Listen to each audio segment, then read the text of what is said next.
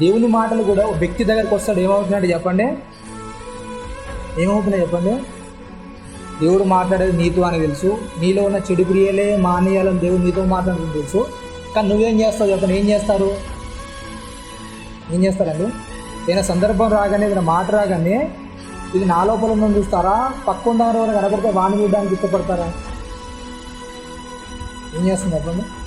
దేవుడి నుంచి ఒక మాట వచ్చి నువ్వు ఇది మార్చుకోరా అని చెప్తుంటే, ఇది నన్నే దేవుడు మార్చుకోమన్నా నీ లోపల నువ్వు చూసుకుంటావా?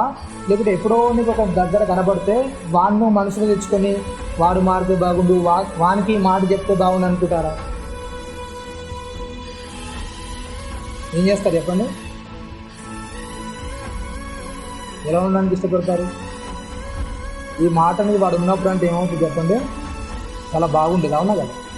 దేవుడు నీ దగ్గర తీసుకొచ్చినప్పుడు, నిన్ను మార్చుకోమన్నప్పుడు నువ్వు స్వీకరించాలి తప్ప వానవుని గురించి వాడు దేవుడు ఆల్రెడీ ఏం చేస్తాడు, వానికి కావాల్సిన బోధని వానికి చేస్తాడు. నిన్ను కూర్చోబెట్టి నేనేం చేస్తాడు, నీకు చెప్తున్నప్పుడు నువ్వేం చేయాలి, నా గురించి చెప్తున్నాడు నన్ను నేను మార్చుకోవాలనుకోవాలి. కానీ లేని వ్యక్తి గురించి, నీ పక్కనున్న వ్యక్తి గురించి, ఇంకో వ్యక్తి గురించి నువ్వు ఆలోచిస్తూ నీకు చెప్పిన మాటలు నువ్వు పట్టించుకోకుండా పక్కన దోషిస్తే ఏమవుతుంది చెప్పండి?